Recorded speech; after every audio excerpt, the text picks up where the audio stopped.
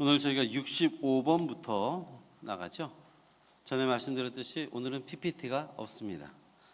있다가 없다가 해야지 또 날마다 있으면 괜히 샀다 이런 마음이 또 스멀스멀 기어 올라옵니다.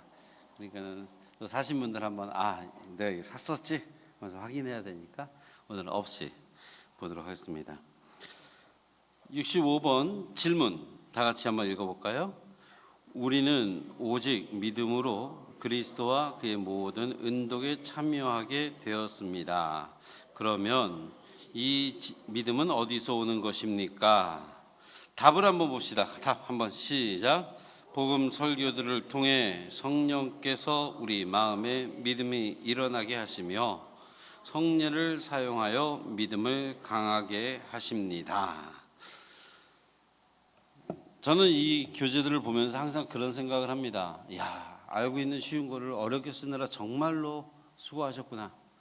이렇게 어렵게 말하는 것도 은사 같아요.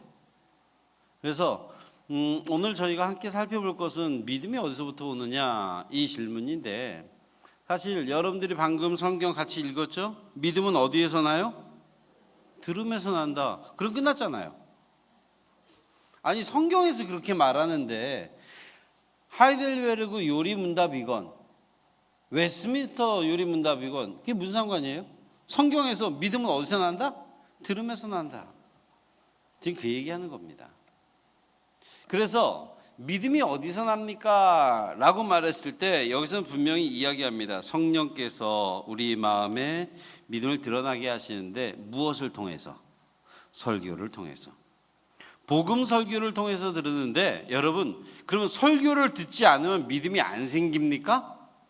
아니에요. 여기서 말하는 것은, 복음 설교라고 하는 것은 예배 시간에 목사나 전사를 통하여서 선포되어지는 말씀, 그것만 말하는 것이 아니라 여러분들이 하나의 말씀을 읽는 가운데 그 말씀을 읽는 중에서도 성령 하나님께서는 그 말씀 가운데도 역사할 수 있다.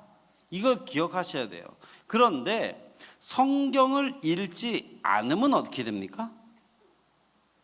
이런 거예요. 말씀을 하나도 읽지 않는데도 불구하고 믿음이 있다라고 하는 분들은 하나님을 믿는 게 아니라, 하나님의 말씀을 믿는 게 아니라 믿는다고 생각하는 나를 믿는 거예요. 즉 하나님의 말씀을 하나도 모르는데, 이것이 오늘날 교회 내에서 어느 정도 문제가 되나 하면은, 믿음 생활을 오래 했어요. 그런데 이분은 오래 했는데 그 오래한 가운데서 자기가 경험하고 체득되어진 경험과 어떤 다른 지식들이 하나님의 말씀은 모르니까 어쩌면 그거보다 이게 더 앞에 있는 거예요. 여러분, 믿음 생활에 있어서, 우리가 신앙 생활함에 있어서 하나님의 말씀이 우선입니까? 우리의 경험이 우선입니까? 정말 그렇게 믿으십니까? 아멘? 이렇게 여기서 물어볼 때는 아멘인데 대화할 때는 완전히 노멘이야. 너무 답답한 거예요. 왠지 아세요? 어느 것 하나하나 할 때 교회는 끊임없이 그 기준을, 말씀을 가지고 다가갑니다. 그래서 어느 부서에서건 어디서 무엇을 한다 그랬을 때 그것에 대하여서 주님께서 원하시는 것은 무엇일까? 하나님께서는 어떤 것을 하기를 원하실까? 하나님은 어떻게 해야지 기뻐하실까? 이걸 고민해야 되잖아요. 근데 그게 아니라 우리 교회는 예전에 그거 어떻게 했었지? 우리 교회에서 그걸 했었나 안 했었나? 이거를 따지고 있는 거예요. 우리 교회라고 할 때는 어디입니까? 대한예수 장로교, 그것도 합동측, 그것도 서강노회, 한참 따지고 들어와서 그렇잖아요.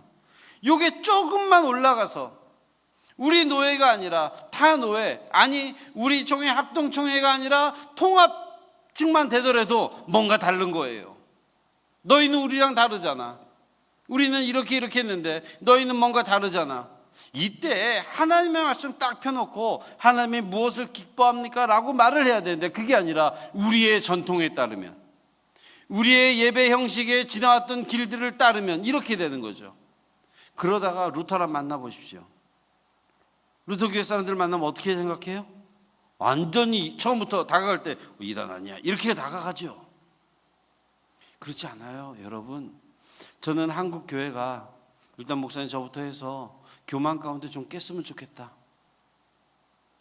세계 교회를 너무 우습게 보지 않았으면 좋겠다. 어렸을 때 너무 많이 들었어요. 미국 교회가 문제가 있다, 유럽 교회가 문제가 있다.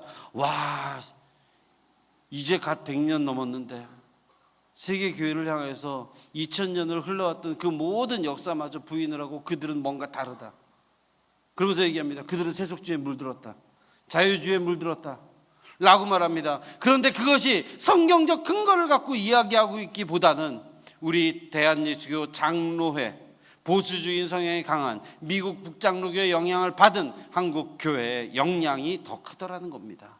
저기 이 자리에 있는 우리 사랑하는 모든 성도 여러분, 우리가 누군가를 향해서 비판을 할 땐, 아니 누군가를 향해서 뭐가 다른가 살펴볼 땐 나와 무엇이 다른가를 보는 것이 아니라 하나님의 말씀이 기준이 되시기를 주의 이름으로 축원합니다. 그게 진짜입니다.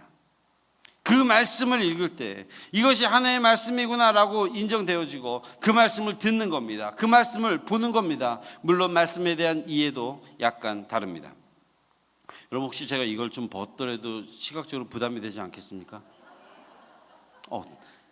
땀이 흐르고 제가 오늘 설교가 5번째 설교라 지금 다리가 후들거려가지고 요것만 벗겠습니다.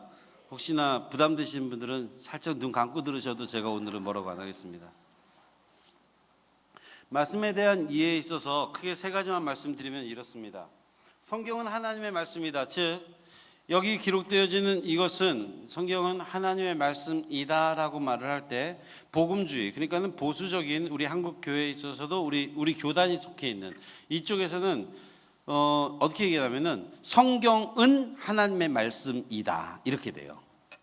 그러니까 이즈예요. 영어로 따지면 성경은 하나님의 말씀이에요. 그래서 이것은 동격으로 봅니다.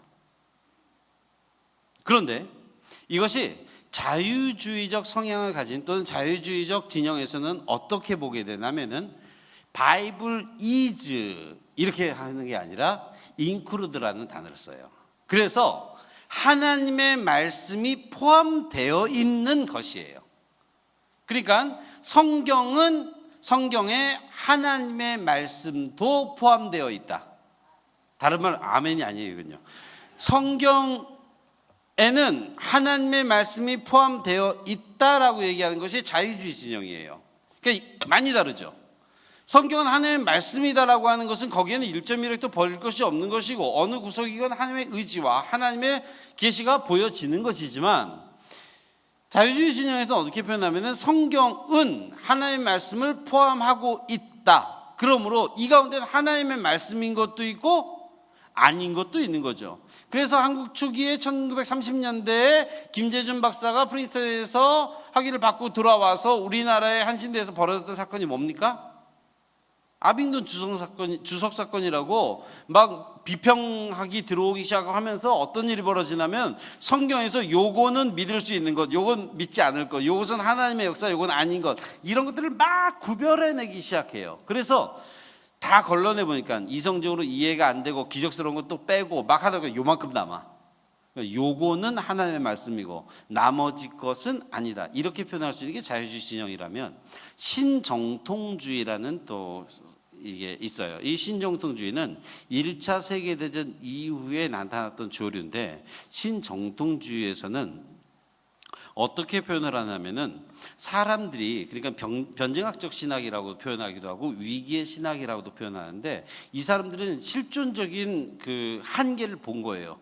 전쟁의 위기 앞에서 무기력하게 죽어가는 인간의 실존들을 보고, 그러면서 사람들이 크게 깨달은 바가 있어요. 이렇게 하면서 나오게 된 게 결국 이제 신정통주의 배경인데, 그 사람들은 이렇게 얘기를 합니다. 말씀은 하나님의 말씀이 된다. become으로 얘기합니다. 그러니까 이건 하나님의 말씀이다라고 말하는 게 아니라 이것을 보고 하나님의 말씀으로 받아들여지는 사람도 있고 그렇지 않은 사람도 있다. 이렇게 되는 거예요.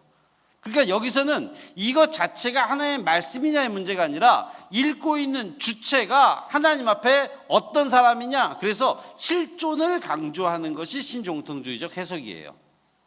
제가 갑자기 이 말을 왜 하는지 여러분들은 목사님 갑자기 왜 저러실까 하시는 분들이 계신데, 말씀에 대해서 제가 이렇게 말씀을 드리는 것은 성경을 성경으로 본다, 하나님의 말씀을 본다는 것에 대해서 우리는 그냥 아무런 생각 없이 생각도 하시는 분은 많겠지만 대부분의 경우는 하나님의 말씀이지 뭐 라고 말하는 거예요. 신앙 고백적으로 해요. 그런데 문제는 뭐냐면은 정말로 여러분 이게 하나님의 말씀이라고 믿습니까? 무작정 아멘이라고 할 게 아니라 여러분 이게 하나님의 말씀이다. Bible is the word of God. 그러면은 하나님의 말씀이다. 좋아. 그러면 어떻게 돼야 돼요? 펼칠 때마다 하나님의 말씀이 여기 있는 거 아니에요. 펼칠 때마다 하나님의 의지가 여기 있지 않습니까? 그럼 어떻게 해야 돼요? 받아야죠. 아니 받는 것뿐만 아니라 아멘하고 끝나는 문제가 아니라 하나님이 그렇게 원해요. 그럼 어떻게 해야 돼요? 그대로 살아야지. 하나님의 말씀이라면서요. 그럼 말씀을 읽으면서도 말씀을 들으면서도 그렇게 살지 않으면 그게 하나님의 말씀 맞습니까? 오늘 이 교재에서 말하고 있는 바 복음 설교를 통해서 우리가 믿음이 일어난다고 말했을 때 그 믿음이 일어나게 하는 복음이라고 얘기할 땐 여러분 최소한 그것이 하나님의 말씀이다라고 믿어져야 되잖아요. 그렇게 믿으면서 살아가야 되잖아요. 그런데 그렇지 않아요. 실제적으로 취사 선택을 해요. 하나님의 말씀인 건 맞는데 내가 따를 수 있는 말씀이냐 그렇지 않은 말씀이냐를 구별합니다. 하다가 어떻게 가요? 아이고 이건 목사님들이나 하는 것이고 이건 목사님들을 위한 말씀이고 요거는 일반 성도들을 위한 말씀이고, 죄에 대한 얘기하면 내 얘기하는 건데 내 얘기로 안 하고 저 옆에 있는 김 집사를 위한 말씀으로 이해하고, 복 받는 내용은 다 내 것 같고, 하나님의 말씀인데도 구별하기 시작한다는 거예요. 그렇지 않잖아요, 우리는. 그래서 여러분, 진짜 믿음을 갖고자 원한다면, 여러분들이 믿음이 있다라고 전제를 하고 다가가는 것이 아니라 여러분들 가운데 진정한 믿음이 있나 다시 한번 확인해 보고자 원한다면, 하나님의 말씀을 들을 때, 성경을 읽을 때 여러분들의 심령 가운데 하나님의 말씀으로 믿어지는지, 그리고 그 하나님의 말씀이 내 삶에 얼마나 강한 영향력을 미치고 있는지를 점검해 보시면 됩니다. 성경에 있는 말씀보다 TV 보신 분들은 그런 거 있잖아요. 아침마당. 저희 집은 TV에 그런 거 안 봐요. 근데 보니까 아침마당 무슨 뭐 뉴스 와이드 쇼, 뭐 우리 동네 뭐 어쩌고 저쩌고, 그러면서 거기에 한 의사가 나와가지고 여러분 피부 건강에는 이러한 것들은 나쁘고 하면은 소문이 얼마나 빠른지 쫙 얘기를 해요. 거기서 뭐 무슨 치킨이 어떻다더라 한마디 하면 교인들끼리 막 뭐 치킨 안 좋대 막 뭐 이렇게, 우와, 주의 말씀보다 더 빨라. 와, 내 고향 6시에서 했던 그 음식이 주의 말씀보다 더 빨라. 이게 믿는 사람 맞아요?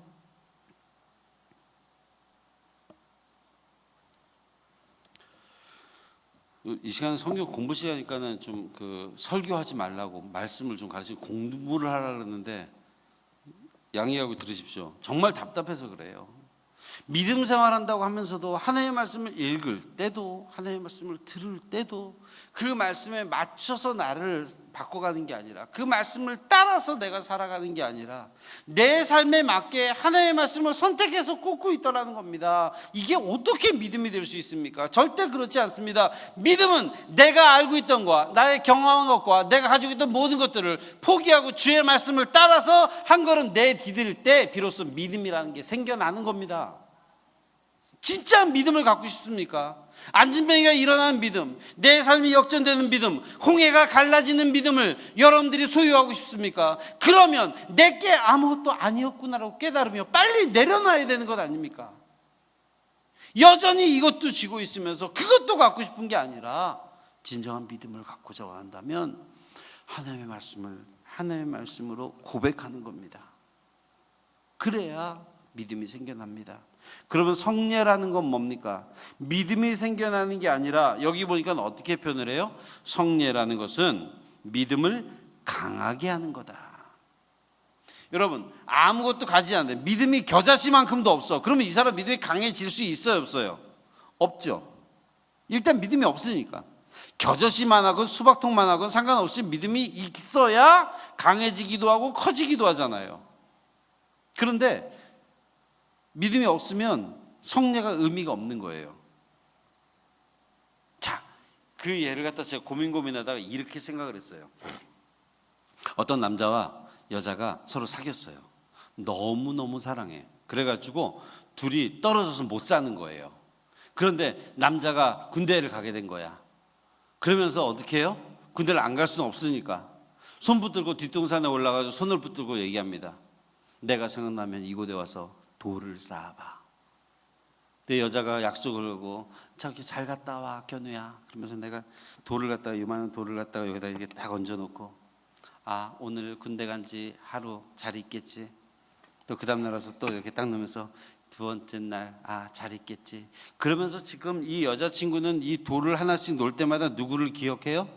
남자친구를 기억하겠죠. 남자친구가 원수같이 왼수같이 굴던 때가 아니라 좋았던 때, 그 남자친구와 함께 있어서 정말 사랑해서 좋았을 때를 막 기억하면서 돌을 쌓겠죠. 하나하나 쌉니다. 이것이 365개를 훌쩍 넘었어. 730개를 넘었어. 2년이 넘어간 겁니다. 막 이렇게 쌓는 동안 어떤 느낌이죠? 이 여자는 계속해서 그 남자를 그리워하는 거죠. 쌓아봤어야 뭐. 아니 영화 보니까 그렇더라고요. 저도 안 쌓아봤어요. 그런데 그걸 하나하나 쌓으면서 뭘 생각해요? 사랑했던 사람 생각할 거 아닙니까? 그런데 그 모습을 보더니 어떤 여자가, 동네에 있던 여자가 저거 괜찮네, 나도 한번 쌓아볼까? 와가지고 그냥 싼 거야. 남자도 없어. 그냥 열심히 싼 거예요. 그래서 가서 물어봐. 당신 이거 왜 쌉니까? 아니 옆에 쌓길래 저도 할 일 없어서 하나씩 쌓고 있어요. 얘기가 다르잖아요. 이 사람은 떠나간 남자친구, 이제 군대 갔으니까 돌아올 남자친구를 생각하면서 하나하나 싸니 하나하나 놀 때마다 눈물이, 군대 그러니까 너무 이렇게 좀 감이 안 오는 것 같아요. 요즘 뭐 군대 인터넷도 보고 가까우니까 먼 게 잘 없네요. 어찌됐건 뭐 남자가 죽었다고 해도 상관이 없어요. 그런데 결국 사귀었고 그 의미가 있어서 그 헤어졌던 그 자리에 와서 돌을 하나하나 싸면서 떠나간 그 남자를 그리면서 쌓던 이 여인과 그 모습을 보니 좀 있어 보이고 괜찮아 보이고 분위기도 있어 보이고 예뻐도 보이고 그래가지고 따라가서 열심히 같이 막 쌓고 있었는데 이 사람은 남자도 없고 떠나간 사람도 없고 그냥 여태까지 모태솔로로 혼자 지내왔어. 똑같이 돌을 쌓았어요. 그런데 이 둘은 높이도 같고 모양도 같아요. 전혀 다릅니다. 그게 성례에 대한 얘기입니다. 성례에 참여한다는 것은요, 이렇게 보시면 됩니다. 원래 이 성찬, 이제 이외 뭐 성찬 성례 막 섞으니까 그냥 섞어서 말할게요. 원래 이 성찬의 개념은 있잖아요, 제도화된 예식이 아니었습니다. 그냥 그것은요, 예수 안에서 찬양하고, 그러니까 성령 받은 후 사람들이 모여서 함께 기도하고 자기 물건을 통용하고 찬양하고 그 가운데 주를 높이지 않습니까? 그러한 가운데 그 사람들이 모여가지고 있는 건데, 그것을 제정해 준 분이 주님이세요. 주님은 그것을 갖다가 자기가 잡혀 죽기 전날, 그래서 마지막 유월절과 연계해서 그 일을 하십니다. 그러면서 예수님께서 뭐라 그러냐면요, 당신이 잡혀 죽어야 되는데 이제 그렇게 얘기하는 거죠. 얘들아, 내가 이제 죽게 되는데 이것을 행할 때마다 나를 기억해라. 나를 기념해라. 그러니까 이해가 안 되실 텐데, 나를 기억해라. 너희가 이 떡을 떼면서 내가 너희의 죄를 위하여 내어준 나의 살을, 이 몸을 기억해라.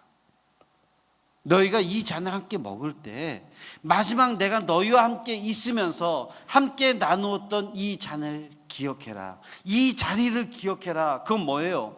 예수 그리스도 주님과 함께 했던 그 자리, 주인과 함께 떡을 떼던 그 자리, 당신의 죽음을 이야기하고 그 대속의 죽음을 받아들여야 됐던 그 주님을 대면하던 그 자리를 기억해라 라고 말하면서 성찬을 짠 겁니다. 근데 그 주님이 돌아가셨다가 부활하십니다. 그리고 그 주님이 승천하셨습니다. 그 주님이 승천하신 후 이후에 시간이 되어서 주께서 약속하셨던 바 성령이 그들 가운데 임하였고 놀라운 기적들이 벌어지게 됩니다. 그러면서 그들이 교회를 차리게 됩니다. 그들 가운데 모임이 시작됩니다. 모여가지고 그 사람들 가운데 깨달음이 있었어요. 아, 주님이 기억하라고 했는데. 그래서 예배 시간에 앉으면 설교를 하기도 하지만은 예배 시간에 앉으면 그 사람들은 이렇게 얘기합니다. 자, 우리가 떡을 떼자. 우리를 위해 죽으시고 승천하신 주님 우리가 믿지 않느냐? 우리가 보지 않았느냐? 그 주님이 우리에게 명령하셨다. 모일 때마다 떡을 떼며 예수님을 기억하라고 하셨다 라고 떡을 떼는 거예요. 그러면 떡을 한 점 떼면서 잔을 한 잔 맞으면서 먹으면서 그 자리에 모여있던 사람들은 뭘 떠올려요? 나를 위해서 죽으시고 나를 위해 부활하셨고 지금 승천, 내 눈앞에서 승천하신 그 주님을 떠올리는 거예요. 그래서 그 잔을 먹을 때면 나를 위해서 죽으심에 대한 감격도 있지만 내 눈앞에서 올라가신 그 주님의 영광도 보이고 그 주님이 올라가시면서 나는 너희가 본 그대로 다시 오리라라고 했던 그 약속을 기대하는 거예요. 아까 떠나간 그 남자친구를 생각하면서 돌 하나씩 이렇게 쌌던 그 여인처럼 이제부터는 잔을 마실 때마다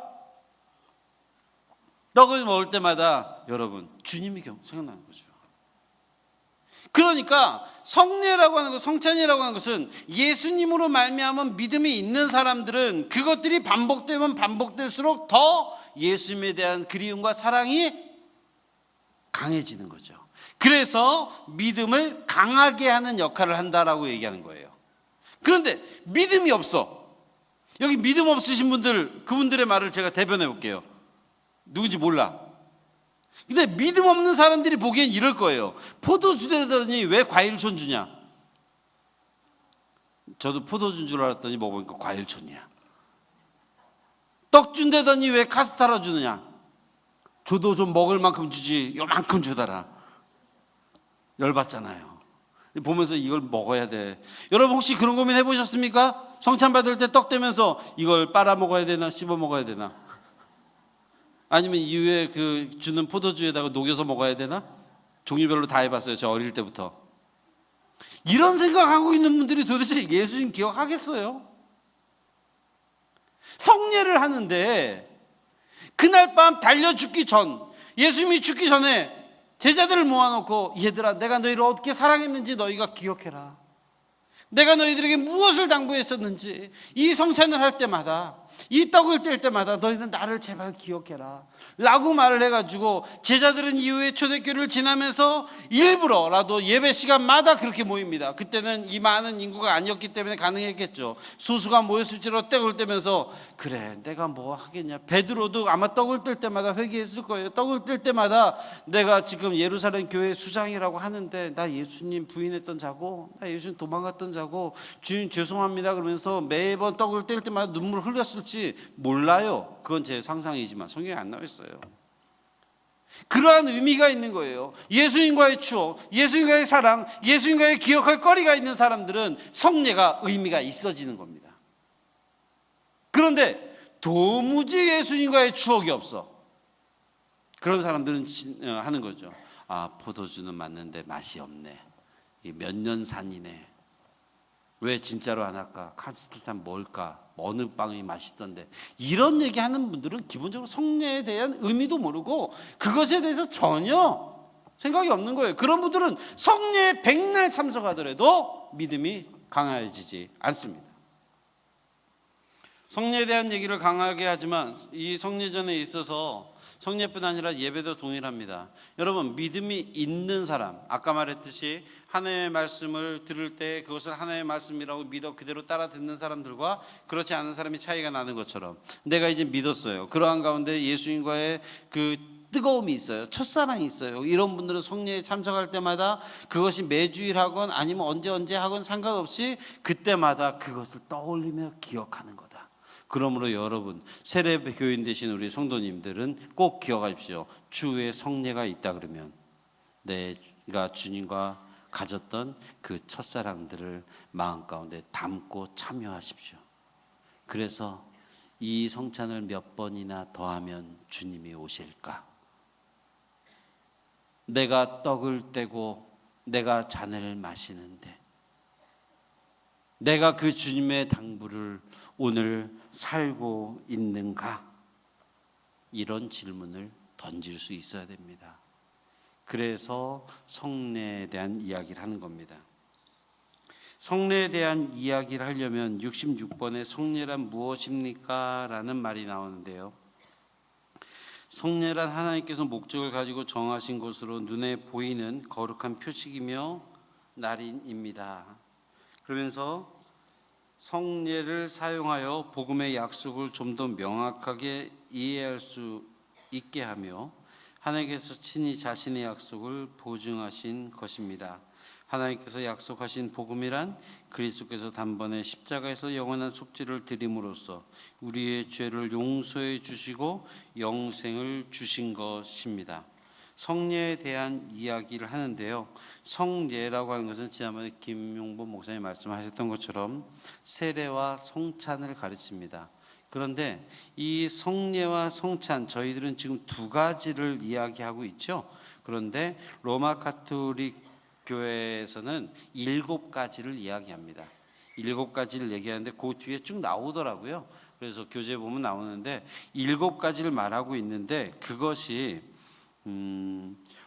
로마가 기독교를 공인한 후부터는 그 7가지 가운데 2가지 이렇게 저희들이 그러니까는 원래 이렇게 많지 않았어요. 그냥 성찬 하나였는데 그것들 갖다가 기독교 공인한다는 것은 결국 로마를 중심으로 해가지고 이제 천주교 기독교의 세력이 넓어지면서부터 이것들이 예식들이 하나하나 플러스된 거예요. 그래서 7가지가 되는데 여러분들이 교제 가운데 그것이 자체 모순을 지니고 있다라고 말하는데 그들의 입장에서는 그것을 행하는 사람들의 입장에서는 굉장히 엄격하게 그 행위들을 하나하나 하게 됩니다. 그런데 저희 개혁주의 측에서는 이 중에 2가지만 지금 현재 행하고 있다 이렇게만 이해하시면 되겠습니다. 다른 것들이 도대체 무엇을 뜻합니까? 라고 묻는다 그러면 뭐 대답은 해드릴 수 있겠지만 거기 여러분들이 가진 교재 203쪽에 보게 되면은 로마 가톨릭 교회는 7가지 성례를 주장한다 라고 말하는데 뭐 영세, 성체, 성사 뭐 이렇게 쭉쭉쭉 써 있어요. 저도 한번 읽어봤는데 뜻을 봐서 이름을 봐서는 뭔 뜻인지 하나도 모르겠어요. 그러니까 제 판단은 제가 그 뜻을 지금 말씀드려도 이해할 수 있는 사람분이 많지 않다. 그래도 난 나의 머리를 믿겠다 하신 분들에서 제가 읽어는 드릴 테니까 아 그런 거구나 한번 기억해 보십시오. 성세성사라고 하는 것은 아직 초자연적인 생명을 얻지 못한 미신자에게 베푸는 성사를 얘기하고 개신교의 세례 우리가 말하는 세례라고 할 때 그것을 성세성사라고 그대로 이름하는 겁니다. 그 다음에 성체성사가 있는데 이것은 사람에게 영적 양식으로 빵과 포도주 형태로 그리스도께서 자기 스스로를 제공한 성사 뭐를 얘기해요? 성찬을 얘기하는 거죠. 그래서 성찬에 있어서 이들은 화채설을 얘기합니다. 화채설은 뭐냐면요 떡을 먹는 순간 입에 들어가는 순간 예수의 몸으로 변한다라고 말하는 설이에요. 아무튼 그것도 하나의 예식으로 두는 것이고요. 견진성사라고 하는 것은 신자에게 성령을 내려주고 신앙의 방해가 되는 세속과 싸울 수 있는 힘을 주는 하나의 예식. 그 다음에 신품성사라고 하는 것은 교회의 사제로 성사와 미사 집전 교회에 봉사하는 직능을 수여하는 그러니까 우리의 입장에서 보면은 권사 안수집사 취임 뭐 이렇게 보면 되겠죠. 아무튼 직분을 주는 겁니다. 혼인성사라고 하는 것은 혼인생활로 성스러운 가정을 꾸리고 자녀의 교육적 양육에 은총을 주는 성사, 결혼 예식이에요. 그 다음에 고백성사, 이건 우리는 잘 안 하죠. 고백성사라고 하는 것은 죄인의 잃은 생명과 약해진 은총을 회복하게 하는 성사. 말하면 끝나는 건지 모르겠는데 아무튼 그런 내용을 담고 있고 병자성사는 중병으로 신음하는 신자와 죽음에 임한 신자를 위로하고 격려하는 성사이다. 이들은 하나의 성사, 이 예식 하나하나에 굉장히 강조점을 둡니다. 그리고 그거 하나 할 때 큰 의미를 부여할 뿐 아니라 장례식장 같은 데 보면은 야, 저게 어떻게 가능한가 라고 할 정도로 정말로 극진하게 하는 부분이 있어요. 저는 그 부분에 있어서 사실 동방정교회는 그보다 좀 더 예식적이 강한데, 제가 보는 입장에서는. 그런데 저희가 약한 것 같아요. 저희는 7개가 아니라 2개라 그랬잖아요. 세례와 성찬. 7개를 하는 사람도 그거 하나하나에 정말로 주님께서 함께 하심을 믿고 정말 극진히 그것을 하는데, 우리들은 너무 쉬워. 그래서 어렸을 때 제가 중학교 2학년 때 입교를 했으니까요. 그 이후에 저희 아버지는 이렇게 가르쳤어요. 세례를 성찬식이 있다 그러면 무조건 교복을 입고 오든지 양복을 입고 참석을 했어요. 왜? 이건 함부로 하는 게 아니다. 밖에서 축구하다가 청바지 입고 와가지고 그냥 떼고 나서 이게 아니라 준비를 해야 된다고 그렇게 해왔었어요. 여러분들은 어떠십니까?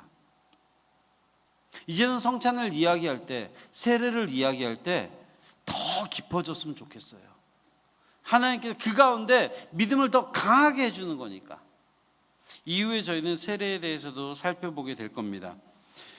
제가 지금 이렇게 넘어가는 것은 교재만 보셔도 오늘의 내용들은 크게 어렵지 않을 것입니다. 그러나 분명한 것 한 가지는 이것입니다. 믿음을 가지셨습니까? 그 믿음이 있는 것이 확인이 된다면 이후에 교회 내에서 이루어지는 어떠한 예식, 어떠한 예배, 어떠한 의식, 그것이 성찬이냐 세례냐를 말고 다른 것일지라도 그것은 여러분들이 어떻게 보느냐, 어떻게 참여하느냐에 따라 나의 믿음을 강하게 하는데 유익하다. 교회 중심적 신앙을 말하는 게 아닙니다. 그래서 핵심을 좀 잘 보시되, 저희가 그것만에 매이는 것은 문제가 있지만 그것을 너무 가볍게 경홀히 여기는 것도 옳지 않다. 그래서 이 적정한 선을 좀 유지하는 게 굉장히 중요하니까요.